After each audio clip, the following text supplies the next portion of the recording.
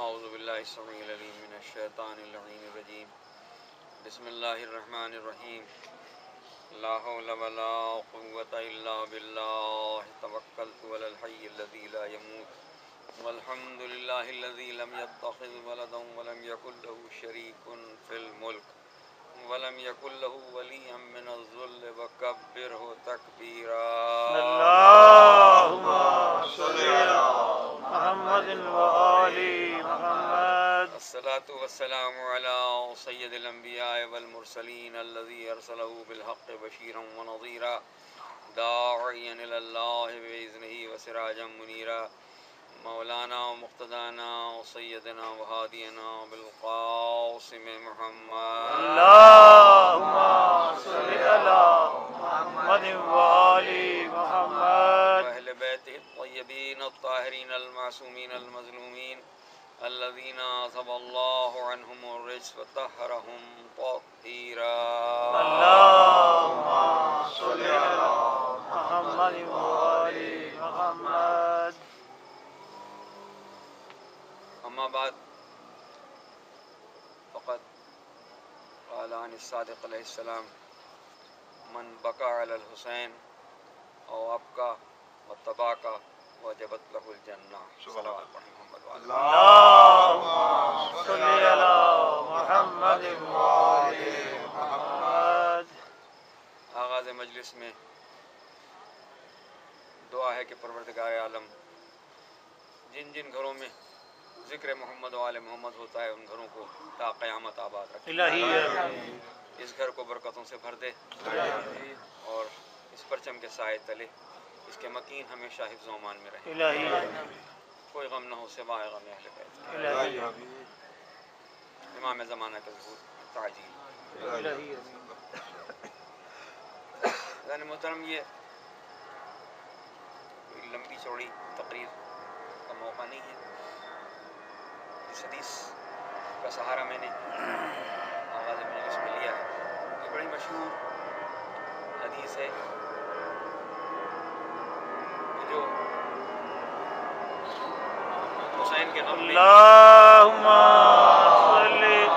صل على محمد وآل محمد.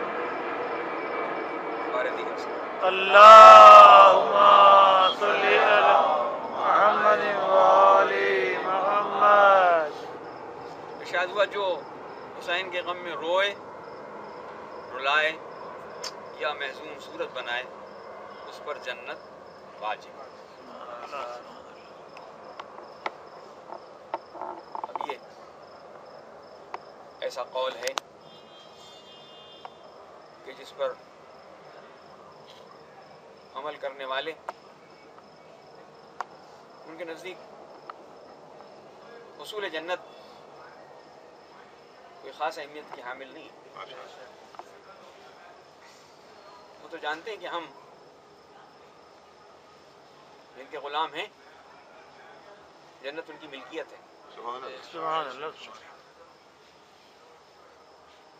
اسی لیے کسی شاعر نے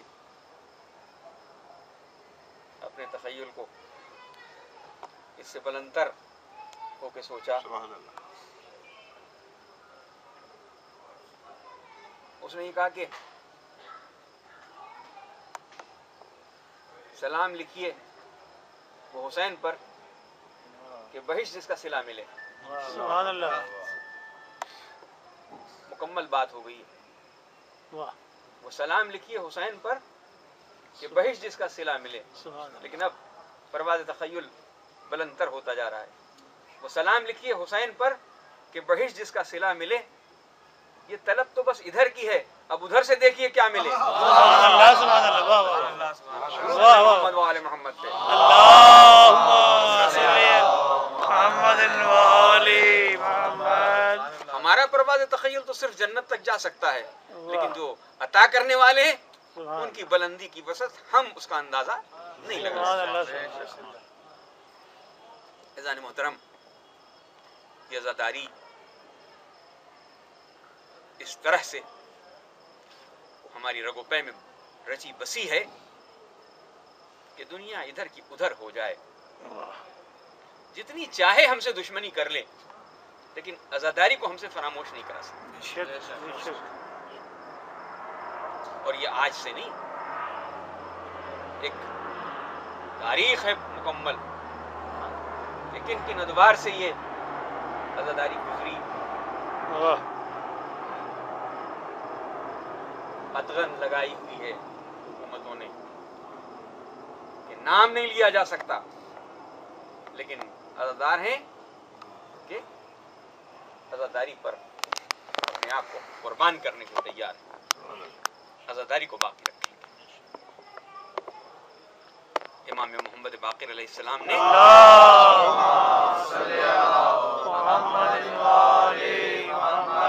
اپنی وصیت میں ایک حصہ اپنی چھوڑی ہوئی رقم کا امام جعفر صادق علیہ السلام کو وصیت کرتے ہوئے ارشاد فرمایا کہ اسے محفوظ رکھو اور آنے والے 10 سالوں میں منا میں عزاداری کرو. سبحان اللہ سبحان اللہ.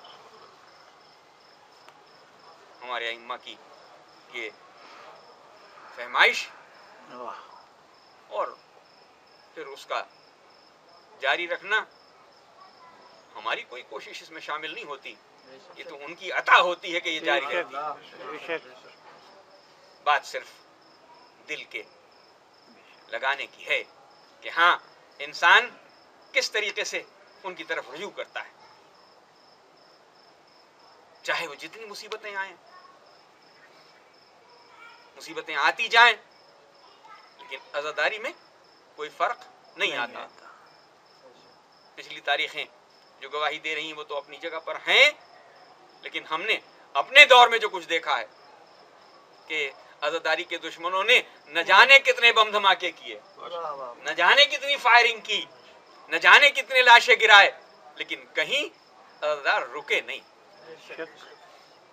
آپ کے سامنے کے جتنے واقعات ہیں سب پر نگاہ ڈالیے، یہی محسوس ہوتا ہے کہ عزاداروں نے یہ طے کر رکھا ہے ہماری جان کی کوئی قیمت نہیں ہے، اس لیے کہ ہم نے تو یہ جان ان کے قدموں میں نظر کر دی ہے. ہماری جان ہماری جان نہیں ہے، ہمارا نفس ہمارا نفس نہیں ہے، ہم نے ان کے قدموں میں اسے نچھاور کر دیا. اور جب بھی ضرورت پڑے ہمارا خون ان کے نام کے ساتھ آویزاں ہو جائے، ہم یہ کہلائیں کہ ہم اس لیے شہید کیے گئے کہ ہم ان کے عزادار تھے. کراچی میں عاشور کے دن جو بم دھماکہ ہوا، اس میں پورے میڈیا نے دیکھا کہ بم دھماکے کے بعد کچھ لوگ ہیں کہ جو لاشوں کو اٹھا رہے ہیں اور کچھ لوگ ہیں کہ جو علم کو لے کے آگے جا رہے ہیں. علم نہیں رکا، جلوس نہیں رکا، جلوس اسی طریقے سے جاتا رہا. کیوں؟ اس لیے کہ ان کے پیش نگاہ ان کی جانوں کی اہمیت نہیں ہے، ان کے مال کی اہمیت نہیں ہے. وہ تو جانتے ہیں کہ عزاداری سب سے اہم ہے. اس عزاداری کو باقی رکھنے کے لیے ہمارا آخری خون کا قطرہ بھی صرف ہو جائے تو ہم اسے صرف کرنے میں دریغ نہیں کریں گے. درود پڑھیں محمد و آل محمد.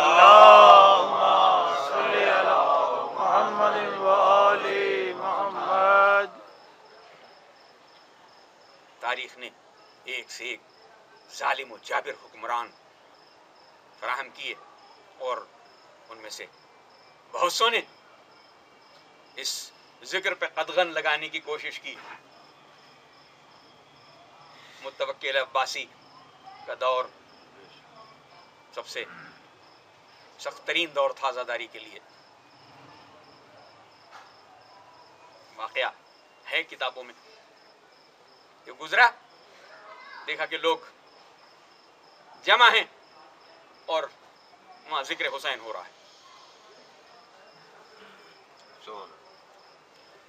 اس نے حکم دیا کہ ان سب کو تہہ تیغ کر دیا جائے. جتنے وہاں موجود تھے سب شہید کر دیے گئے.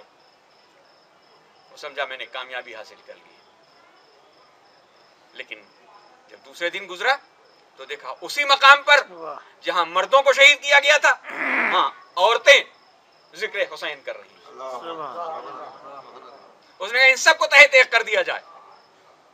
ساری عورتوں کو شہید کر دیا گیا، ساری عورتوں کو شہید کر دیا گیا. اس نے سوچا اب میں نے مکمل کامیابی حاصل کر لی، نہ مردوں کو رہنے دیا نہ عورتوں کو رہنے دیا. لیکن جب تیسرے دن پھر اسی جگہ سے گزرا تو دیکھا کہ چند چھوٹے بچے اس جگہ پہ بیٹھے ہوئے ذکر حسین کر رہے ہیں. متوکل عباسی جیسے شخص کو بھی اس بات کا اندازہ ہوا کہ ہاں ذکر حسین کو کسی ظلم و جبر کے ذریعے سے روکا نہیں جا سکتا. تو متوکل عباسی جیسے نہیں روک سکے تو آج کل کے اس عباسی دور کے لوگ اسے کیسے روک سکتے ہیں؟ درود پڑھیں محمد و آل محمد. اللہم صلی علی محمد و آل محمد. اب یہ جو حدیث بیان کر کے میں نے سہارا لیا ہے اس میں یہ جملہ کہ جو روئے رلائے یا محزون صورت بنائے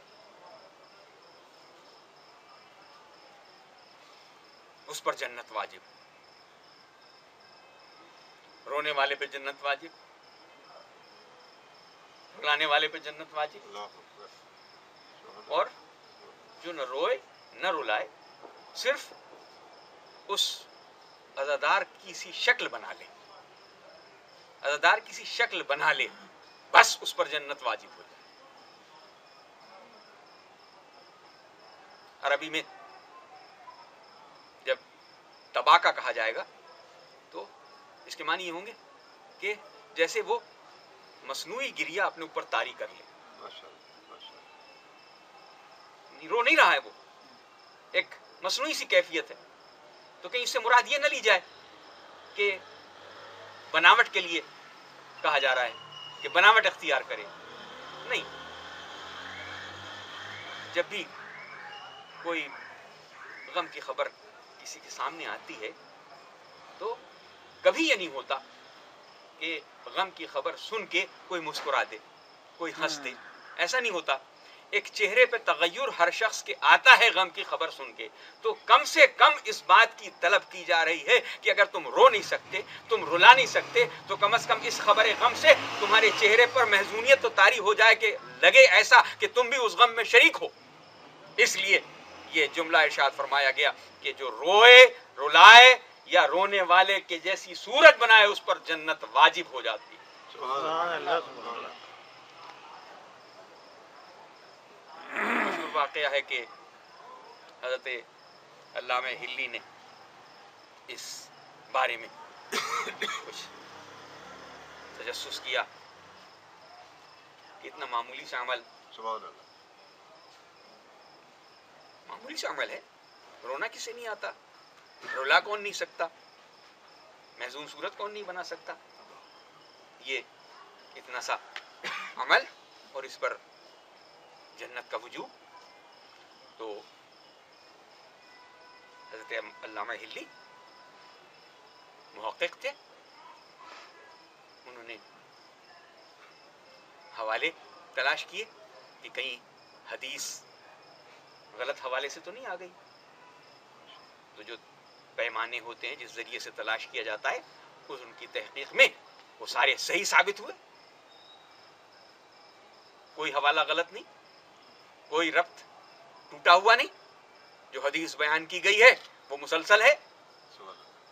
راوی بیان کرنے والے سب صادق و امین ہیں، سب نے بیان کیا ہے. تشویش میں مبتلا ہوئے، دل کو تشفی نہیں ہو رہی ہے، سوچ رہے ہیں کہ کیا کریں، کس طریقے سے اس بات کی تشفی کریں. غور و فکر میں دریا کی طرف نکل گئے. دریا کے کنارے ٹہلتے ہوئے سوچ رہے ہیں، غور کر رہے ہیں کہ کیسے میرے ذہن کو تشفی ہو. میرے ذہن میں یہ وسوسہ پیدا ہو رہا ہے کہ اتنے سے قلیل عمل کے صلے میں اتنا بڑا انعام. دیکھا کہ ایک شخص قریب آیا اور آ کے اس نے پوچھا کہ آپ کچھ پریشان نظر آتے ہیں، مضطرب ہیں. کہا ہاں کچھ اضطراب ہے. کہا مجھے بتائیں شاید میں آپ کی کچھ مدد کر سکوں. کہا نہیں، آپ میری کیا مدد کر سکیں گے، آپ اپنی راہ لیجئے، مجھے غور کرنے دیجیے، میں فکر کروں گا، خود ہو سکتا ہے کہ کوئی نتیجہ نکل آئے. کہا نہیں بتائیے تو صحیح، ایک آدمی کی رائے میں دوسری کی رائے شامل ہو جائے تو وہ بات طے ہو جاتی ہے. مجبور ہوئے. کا معاملہ یہ ہے کہ میں نے یہ حدیث پڑھی ہے اور اس حدیث کے متن کو بھی میں نے دیکھا، اس کے حوالوں کو بھی دیکھا، مجھے سب صحیح ملے، لیکن تشویش ذہن میں یہ ہے کہ اتنے چھوٹے سے عمل کا اتنا بڑا انعام. اس شخص نے کہا کہ قبلہ اگر میں آپ کو ایک واقعہ سناؤں، کہانی، آپ سنیں گے؟ اب اس کو دور کرنے کے لیے انہوں نے سوچا کہ کم از کم یہ کہانی سنا کے چلا جائے گا تو میں پھر اپنے غور و فکر میں لگ جاؤں گا. کہا اچھا بھائی سنا دو. کہا سنیں، ایک بادشاہ تھا، وہ اپنے ہمراہیوں کے ساتھ شکار کے لیے گیا، اور شکار میں وہ جنگل میں گیا اور جنگل میں جا کے اپنے ساتھیوں سے بچھڑ گیا. کافی دور نکل گیا، ساتھی اس کے الگ ہو گئے اور وہ خود الگ ہو گیا. اب اس صحرا میں اسے پیاس لگی، پیاس سے وہ جاں بلب ہو رہا تھا. کہیں پانی نظر نہیں آ رہا ہے، کوئی ساتھی نہیں ہے کہ جس سے پانی طلب کرے. اچانک اسے ایک جنگل میں جھوپڑی نظر آئی. اس جھوپڑی کے قریب وہ گیا اور جا کے اس نے پکار کے پوچھا کہ کوئی ہے؟ ایک ضعیفہ نکلی. اس نے کہا کیا معاملہ ہے؟ کہا میں مسافر ہوں، مجھے پیاس لگی ہے، اگر پانی ہو تو پلاؤ. اس ضعیفہ نے کہا کہ میرے پاس پانی تو نہیں ہے، لیکن ایک گوسفند ہے، بکری، اس کا دودھ میں تمہیں دہہ کے ابھی پلا دیتی ہوں. اور وہ گئی، جلدی سے ایک برتن لائی اور اس بکری کا دودھ اس نے دہا اور اس کو پیش کر دیا. اس کی جان میں جان آئی. اب چونکہ تھوڑا سا آسائش مہیا ہو گئی تھی، اس لیے اس نے آرام کرنا چاہا. کہا کہ اگر تمہارے یہاں کچھ کھانے کو ہو تو مجھے کھانے کے لیے کوئی چیز دو، مہیا کرو. حذیفہ نے کہا میرے پاس تو مال دنیا سے صرف یہ بکری ہے، بس اور کچھ ہے ہی نہیں میرے پاس. میرے پاس کچھ اور ہے ہی نہیں، اس مال دنیا میں صرف میرے پاس یہ بکری ہے. اب چونکہ تو مہمان ہے، اس لیے میرے اوپر یہ واجب ہو گیا کہ میں تیری مہمان نوازی کے لیے اس بکری کو ذبح کروں اور اس کا گوشت تجھے کھلاؤں. اس نے بہت چاہا کہ وہ ایسا نہ کرے، لیکن اس نے نہیں مانا اور اس بکری کو ذبح کیا اور کھانا اس کے لیے تیار کر کے اور اس کو کھلا دیا. ابھی وہ بادشاہ آرام ہی کر رہا تھا کہ اس کے ساتھی اسے تلاش کرتے ہوئے وہاں پہنچ گئے. وہاں پہنچے اور جب وہ بادشاہ وہاں سے روانہ ہونے لگا تو اس نے اپنے وزراء سے جو اپنے ساتھی تھے ان سے پوچھا کہ اس بڑھیا نے، اس ضعیفہ نے میری جان بچائی ہے، میں اس کو کیا انعام دوں؟ میں اس کو کیا انعام دوں؟ لوگوں نے اپنے اپنے انداز سے جو رقم بتا سکتے تھے وہ بتائی کہ اتنے تو دے دینے چاہیے. کسی نے کچھ کہا اتنے دے دینے چاہیے، کسی نے کہا اتنے دے دینا چاہیے. لیکن ایک بہت ہی فراست مآب وزیر تھا اس کا، اس نے کہا یہ بادشاہ یہ بتا کہ اس نے تیرے ساتھ کیا عمل کیا، کیا سلوک کیا؟ اس نے کہا کہ اس نے ایک گوسفند تھی، اس کا دودھ پہلے مجھے پلا کے میری جان بچائی اور اس کے بعد اس نے اس کا گوشت مجھے کھلا کے میری بھوک کو مٹایا. کہا یہ نہیں، تو یہ دیکھ کہ اس کے پاس اس کے علاوہ کچھ اور تھا؟ کہا نہیں، اس کے پاس کچھ اور نہیں تھا، صرف اور صرف ایک بکری تھی، صرف اور صرف ایک گوسفند تھی، اور اس نے سب تجھ پر قربان کر دیا. اس لیے اب اگر تو اپنی پوری سلطنت بھی اسے دے دے تو یہ اس کے لیے اس کا جواب نہیں ہوگا. وہ شخص یہ قصہ سنا کے چلا گیا اور علامہ ہلی کو جواب مل گیا. علامہ ہلی کو اپنے مسئلے کا جواب مل گیا کہ ہاں हुसैन ने तो जो कुछ था सब बारगाह अहदियत में लुटा दिया, सब कुछ बारगाह अहदियत में लुटा दिया। अब हुसैन के पास कुछ नहीं रहा था, इसलिए जो कुछ था वो हुसैन ने बारगाह अहदियत में उसकी नजर कर दिया। इसलिए अब अल्लाह पर वाजिब है कि इस मामूली से अमल के लिए भी उनके रोने वालों के लिए जन्नत मुहैया कर दे। दुरूद पढ़े मोहम्मद व आले मोहम्मद।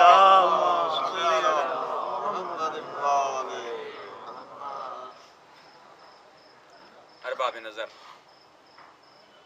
अज़ादारी एक ऐसा अमल है कि जिसे कायम करना न सिर्फ ये कि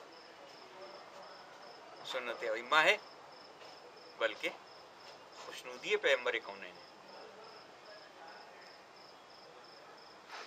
इसलिए कि बाद में आने वाले अइम्मा ने तो अपने अमल से इसको कायम किया, लेकिन सबसे पहले जिस अज़ादारी का एहतमाम खुद रसूलुल्लाह ने किया वो क़ब्ल वाक़या है, कि अभी वाक़या नमूदार नहीं हुआ है, अभी वाक़या रूनुमा नहीं हुआ है, लेकिन रिसालत माब अपने गिरिये के जरिए से इस अज़ादारी को कायम कर रहे हैं। अभी वाक़या होने में अरसा बाकी है। हज़रत उम्मे सलमा बयान करती हैं कि एक दिन रिसालत माब मेरे हुजरे में तशरीफ लाए और मुझसे कहा कि उम्मे सलमा वही का नुज़ूल हो रहा है, मेरे पास किसी को आने न देना। और अंदर के हुजरे में तशरीफ ले गए। उम्मे सलमा कहती कि मैं दरवाजे के बाहर बैठी रही इस इंतजार में कि वही का नुज़ूल खत्म हो जाए और पैगंबर बाहर आए। इतने में मैंने देखा कि दरवाजे से हुसैन आए और हुसैन ने खुशबू रिसालत सूंघी और उस दरवाजे की जानिब बढ़े कि जिधर रिसालत माब तशरीफ फरमा थे। क्योंकि हुक्म रसूल था इसलिए मैंने बढ़ के हुसैन को रोका कि हुसैन अंदर जाने न पाए। हुसैन मचले और उनके रोने की आवाज़ गोश रिसालत माब से टकराई तो पुकार के रसूलुल्लाह ने कहा, उम्मे सलमा मेरे हुसैन को मेरे पास आने दें। दरवाज़ा खुला, हुसैन अंदर गए, दरवाज़ा फिर बंद हो गया। उम्मे सलमा कहती है मैंने थोड़ी देर के बाद ये महसूस किया कि जैसे रसूल रो रहे हैं, रिसालत माब रो रहे हैं। अब ये जुमला ही बताता है कि रिसालत माब अगर सिर्फ आंसू बहा रहे होते तो उम्मे सलमा को पता न चलता, लेकिन चूंकि रिसालत माब आवाज से रो रहे हैं, उस आवाज की बाज़गश्त उम्मे सलमा के कानों से टकराई तो एक मर्तबा दौड़ी हुई गई और दरवाजा खोल के पूछा, मेरे माँ बाप आप पर से फिदा हो जाएं, या रसूलुल्लाह किस बात ने आपको रुलाया? देखा हुसैन सीने पर हैं और रसूल ज़ारो कतार रो रहे हैं।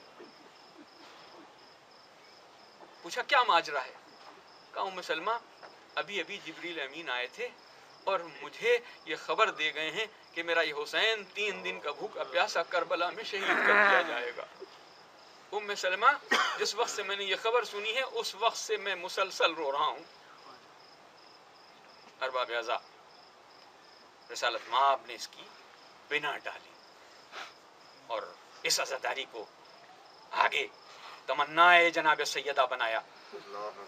जनाब सैयदा ने कि जब बेटी से बाबा ने जिक्र किया कि ये बेटी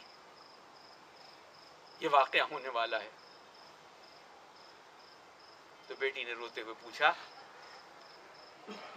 ये मेरे बाबा जिस वक्त ये वाक़या होगा क्या आप मौजूद होंगे? कहा नहीं मैं मौजूद नहीं हूँ। पूछा अबुल हसन होंगे? कहा नहीं अली भी मौजूद नहीं होंगे। कहा क्या मैं हूँगी? कहा नहीं बेटी तू भी मौजूद नहीं होगी। तो घबरा के पूछा बाबा फिर मेरे बच्चे पर रोएगा कौन? मेरे बच्चे पर रोएगा कौन? वह आज़ादारी की बिना डाली जा रही है, मेरे बच्चे पर रोएगा कौन?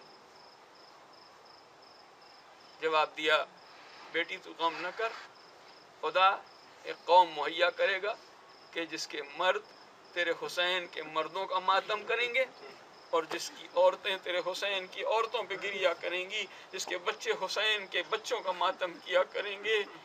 اے بیٹی خوشا بحال ان لوگوں کا کہ جن کی آنکھوں میں اشک غم ہوں گے۔ اور تو ایک مرتبہ شہزادی نے بابا سے مخاطب ہو کے کہا بابا میں وعدہ کرتی ہوں کہ میں اس وقت تک جنت میں نہیں جاؤں گی جب تک اپنے حسین کے رونے والوں کو جنت کی بخشش نہ عطا کر دوں۔ تمنا ہے جناب سیدہ ہے،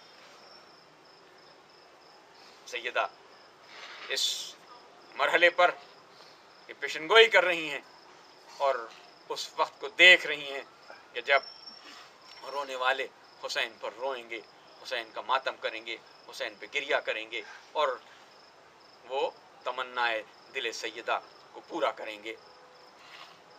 پھر سب سے زیادہ اس عزاداری کو آگے بڑھانے والے اور اس کو اس شکل میں مہیا کرنے والے ہمارے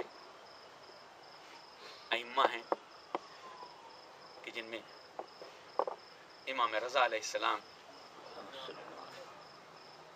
نے اپنی بزم کو اس ذکر سے معطر کیا۔ دیوبند خزائی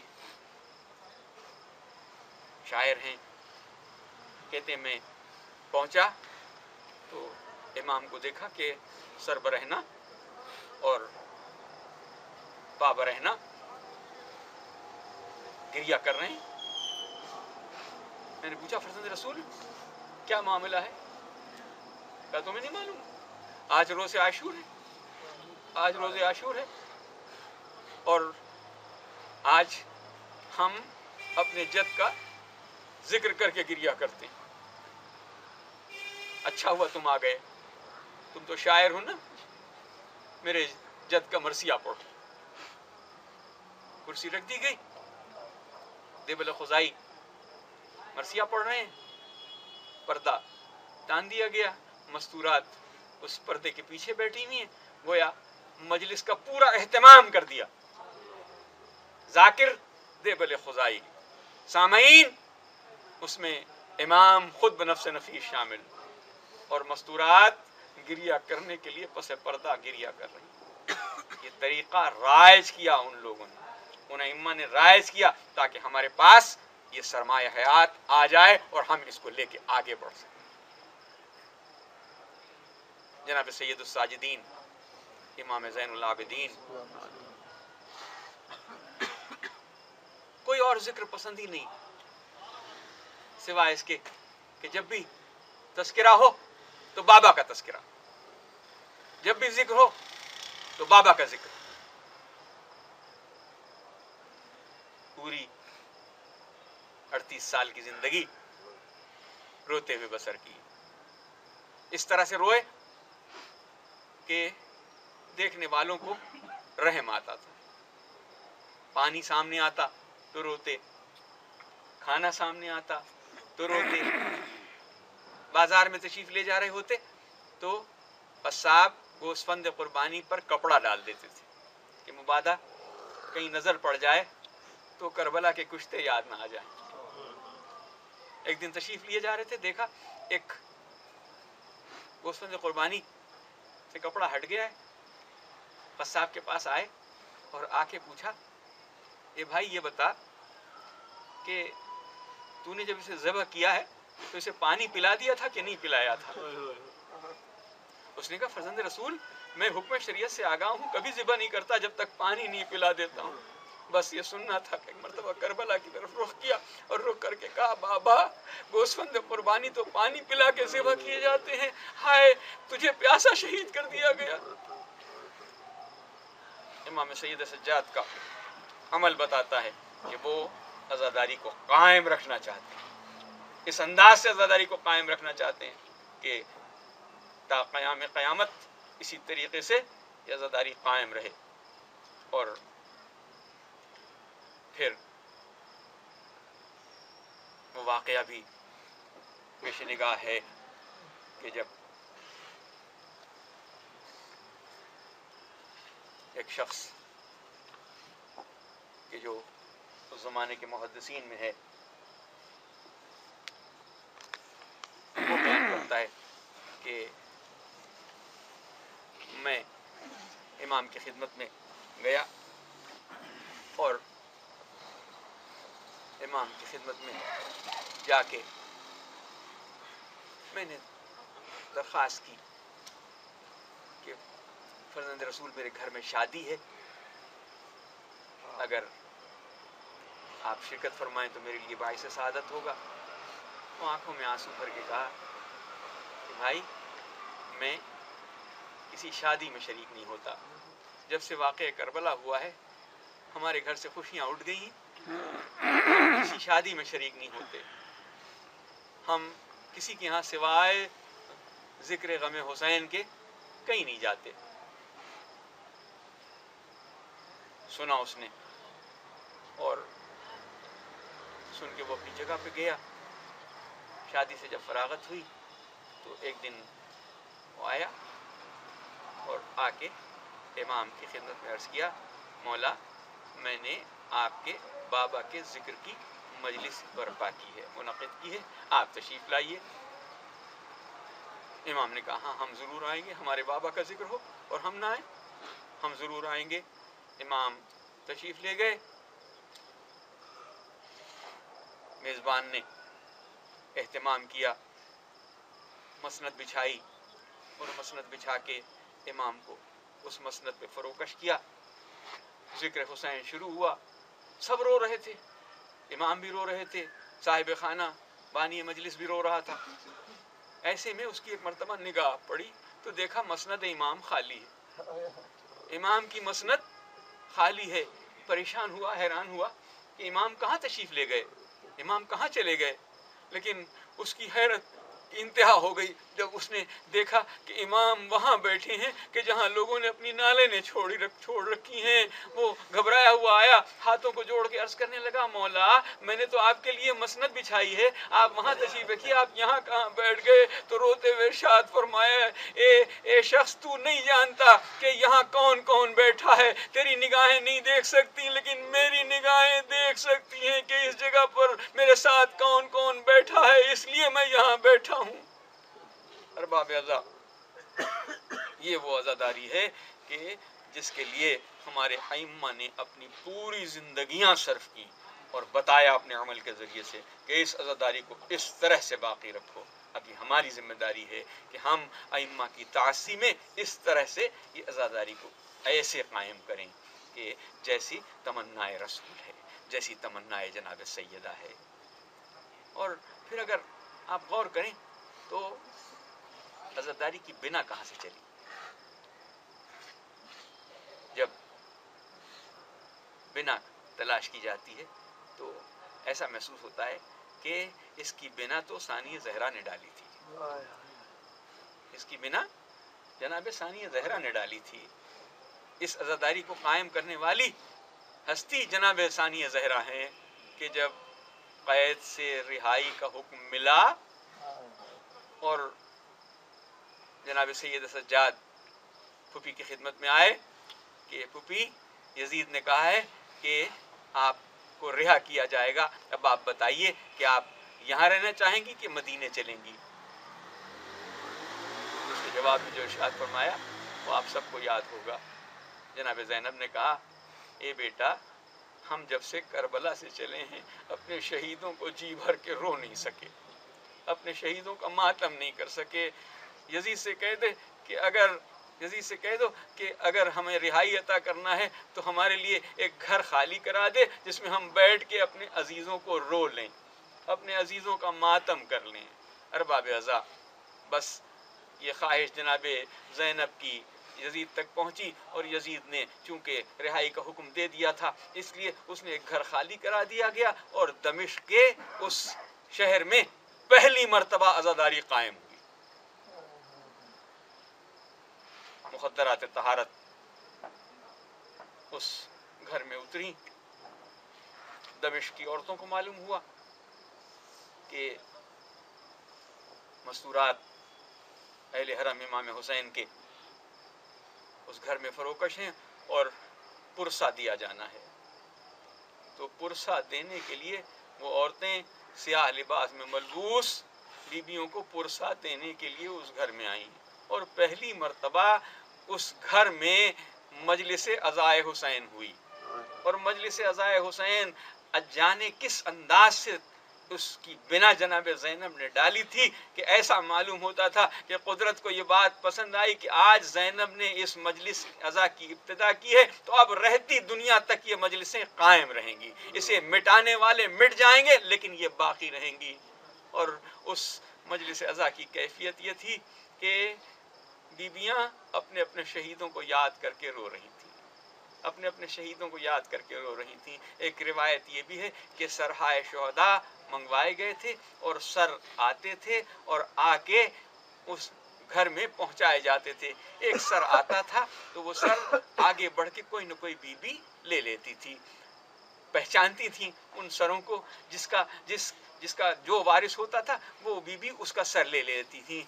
कासिम का सर आया तो उम्मे फरमा ने अपना दामन फैला दिया, आ मेरे लाल मैं तुझे रो लूं, मैं तुझ पर अब तक गिरिया नहीं कर सकी, मुझे रोने नहीं दिया गया, ए कासिम मैं आज तेरा मातम करूंगी। अली अकबर का सर आया तो उम्मे लैला ने आगे बढ़ के लिया, अली असगर का सर आया तो उम्मे रबाब ने आगे बढ़ के लिया। एक एक शहीद का सर आता था, बीबियां बढ़ के उसको अपनी गोदी में लेती थी और मातम होता था। बीबियां बयान करती थी, जो मस्तूरात दमिश्की आई थी पुरसा देने के लिए, वो पूछती थी ये कौन है कि जिस पे आप रो रही हैं, ये कौन है तो जिस पे आप रो रही हैं। तो रोने वालियां बताती थीं कि ये हम उसका मातम कर रहे हैं, ये हमारा 13 साल का कासिम था जो पामाले सुमे अस्पा हो गया, ये 18 साल का जवान अली अकबर था कि जिसके सीने में बर्छी लगी थी, ये इसका सर है। और जब किसी बीबी के सामने किसी का सर होता था तो बीबियां पूछती थी ये किसका सर है।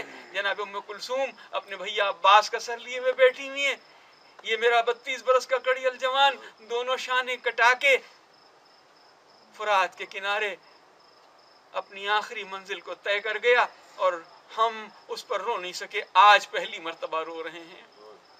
अब्बास पे रोने के लिए आज चूंकि परचम कुशाई की मजलिस है इसलिए जिक्र अब्बास पे ततिम्मा किया जाए जिक्र का कि इस पे रोने के लिए अब्बास की माँ मदीने में जिंदा थी, अब्बास की माँ मदीने में जिंदा थी। और जब लुटा हुआ काफिला मदीने पहुंचा है तो एक मर्तबा बशीर इब्न जज़लम ने पुकार के कहा या अहला यसरब ला मकाम लकुम बिहा, अब ए मदीने वालों मदीना रहने के काबिल नहीं रहा, मदीना रहने के काबिल नहीं रहा, इसलिए कि हुसैन शहीद कर दिए गए, हुसैन शहीद कर दिए गए। बस इस आवाज का बुलंद होना था कि बशीर कहता है मैंने देखा कि दरवाजे खुले और कसरत से लोग बाहर निकले, हर एक मेरे पास आके पूछता था कि क्या सुनाने वाले ये खबर सही है कि हुसैन शहीद कर दिए गए, ए सुनाने वाले क्या ये खबर सही है कि हुसैन शहीद कर दिए गए।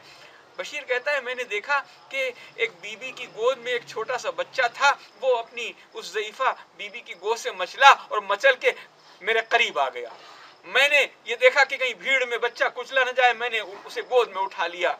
उसने मेरी गोद में आके मुझसे पूछा ए सुनाने वाले, ए पुकारने वाले, मुझे ये बता क्या मेरे बाबा भी आए हैं, क्या मेरे बाबा भी आए हैं। पूछा मैं तुम्हारे बाबा को नहीं जानता, मैं तुम्हारे बाबा को नहीं जानता, तुम्हारे बाबा का नाम क्या है। कहा तू मेरे बाबा को नहीं जानता, मेरा बाबा अलमदार हुसैनी है, मेरा बाबा अलमदार हुसैनी है। बशीर कहता है मैं समझ गया कि अब्बास का बेटा है, अब्बास का बेटा है। और जो ज़ईफ़ा उसे तलाश करती हुई मजमे को चीरती हुई मेरे करीब आई और करीब आके उन्होंने पूछा कि तूने ये तो कह दिया कि मेरा हुसैन शहीद कर दिया गया, हुसैन शहीद कर दिया गया, ये तो बता क्या जिस वक्त हुसैन शहीद किया गया उस वक्त मेरा अब्बास जिंदा था, क्या मेरा अब्बास जिंदा था। कहा नहीं बीबी अब्बास ने तो हक वफा अदा कर दिया, अब्बास ने तो हक वफा अदा कर दिया। 4 भाई थे, चारों के चारों अपने सामने कुर्बान किए और उसके बाद हुसैन ने इजाजत नहीं दी, हुसैन ने इजाजत नहीं दी, हुसैन उसे इजाजत नहीं देते थे क़िताल की, तो उसने ایک سہارا لیا، سکینہ کی سوکھی ہوئی سی مشک آقا کی خدمت میں لے کے آیا کہ اے آقا بچوں کے لیے پانی لانے کی اجازت دیجیے، سکینہ پیاسی ہے، میں سکینہ کے لیے پانی لے آؤں۔ اور جب پانی لینے کے لیے وہ گیا تو اس طرح سے قتال کیا، اس طرح سے جنگ کی کہ نہر پہ قبضہ کر لیا، اور نہر پہ قبضہ کر کے اس سوکھی ہوئی سی مشک میں پانی بھر لیا، اور پانی بھر کے وہ خیمے کی طرف آ رہا تھا، اور پیش نگاہ صرف ایک بات تھی کہ کسی طریقے سے یہ مشک خیمے میں پہنچ جائے اور سکینہ پیاسی کی پیاس بجھ جائے۔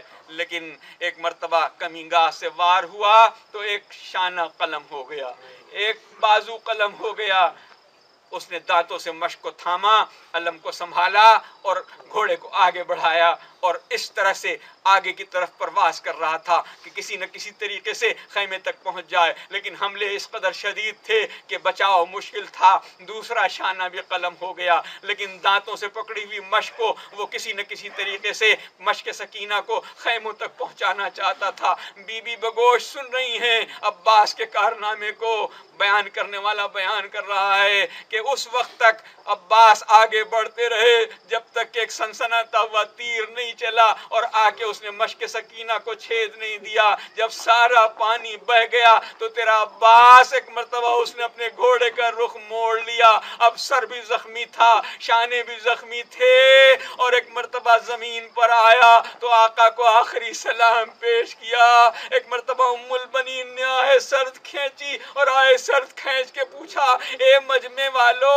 اے لوگو، مجھے یہ تو بتاؤ کہ جب کوئی گھوڑے سے گرتا ہے تو اپنے ہاتھوں کا سہارا لیتا ہے، جب کوئی گھوڑے سے گرتا ہے تو اپنے ہاتھوں کا سہارا لیتا ہے، تم تو یہ کہہ رہے ہو کہ میرے عباس کے ہاتھ بھی نہیں تھے، میرے عباس کے بازو بھی قلم ہو گئے تھے، تو میرا عباس جب گھوڑے سے گرا ہوگا تو کیسے سہارا لیا ہوگا؟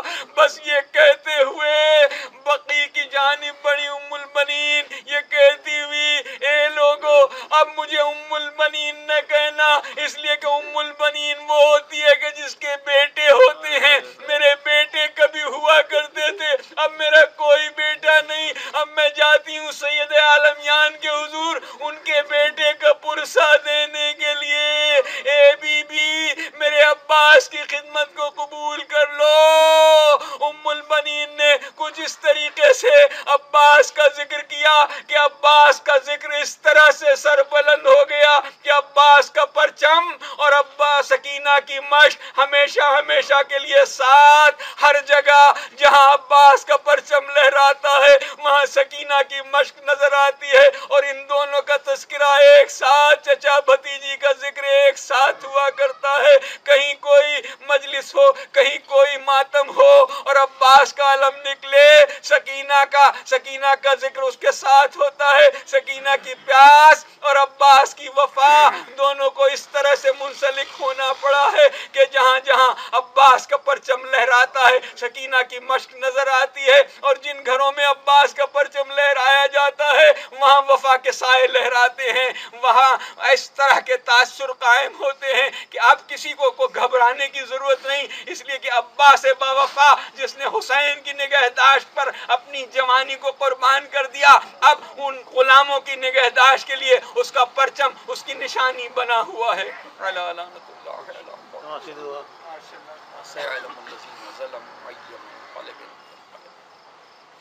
پالنے والے واسطہ محمد و آل محمد کا ہمارے اس ذکر قلیل کو قبول فرما لے الہی آمین۔ پروردگار واسطہ محمد و آل محمد کا حاضرین مجلس، سبحانیان مجلس کے دلی مقاصد برلا، الہی آمین۔ جتنے ان صحیح میں جو لوگ شامل ہیں پروردگار ان کی صحیح کو مشکور فرما الہی آمین۔ بحق محمد و آل محمد۔ جہاں جہاں پرچم عباس بلند ہے، جہاں جہاں مشک سکینہ کو آویزاں کیا گیا ہے، پروردگار ان گھروں کی حفاظت فرما، اس کے مکینوں کی جان و مال، عزت و آبرو کی حفاظت فرما، پروردگار تمام عزاداران امام حسین، تمام ماتمداروں کی حفاظت فرما، ہمارے جلوسوں کی حفاظت فرما، پروردگار دشمنان اسلام کو نیست نابود کر دے، پرچم اسلام کو بلند کر دے، پروردگار ہمارے گناہوں کو بخش دے، ہمیں گناہوں سے بچنے کی توفیق عنایت فرما، پروردگار جتنے بیمار ہیں ان سب کو شفائے کاملہ اور عاجلہ عطا فرما، ہمارے صغیر بھائی بیمار ہیں پروردگار انہیں شفائے کاملہ عطا فرما، اور جن جن کے گھروں میں کوئی بیمار ہے، جن جن لوگوں نے اپنے بیماروں کی ضمن میں ہم سے دعا کے لیے کہا ہے پروردگار ان سب کی دعاؤں کو مستجاب فرما پروردگار بحق محمد وآل محمد بے روزگاروں کو روزگار عطا کرتے باروزگاروں کو کے روزگار میں ترقی عطا فرما جو صاحبان دختر ہوں ان کے فرض کو دوش فرما جو مقروض ہیں ان کے قرض کو ادا فرما بے گناہ سے ان کو رہائی عطا فرما جو طلباء امتحانات دے رہے ہیں دے چکے ہیں ان امتیازی کامیابی نصیب فرما پروردگار ہمارا خاتمہ ایمان پہ فرما ہمیں موت آئے تو محمد و آل محمد کا دامن ہمارے ہاتھوں میں ہو پروردگار ہم اس دنیا سے جائیں تو حسین حسین کرتے ہوئے جائیں اور قیامت کے دن اٹھیں تو حسین حسین کرتے ہوئے اٹھیں پروردگار ہمارے امام زمانہ کو ہم سے راضی فرما اس لیے کہ ان کی بھی تمنا یہی ہے کہ ہر وقت ان کے جد کا ذکر ہوتا رہے اور اس گریے میں وہ شامل ہوتے ہیں ان کی موجودگی ہمارے درمیان ہمیشہ ہوتی ہے ہم انہیں دیکھ نہیں پاتے لیکن ان کے وجود بابرکت کی خوشبو آپ اس انداز سے سونگھ سکتے ہیں کہ جب ان کا نام لیتے ہیں تو ہمارے دل میں ایک ٹھنڈک سی پیدا ہو جاتی ہے پروردگار ہمیں ہمارے امام زمانہ کو ہم سے راضی فرما ان کے ظہور میں تعجیل فرما ہمیں ان کے انصار و شمار فرما ربنا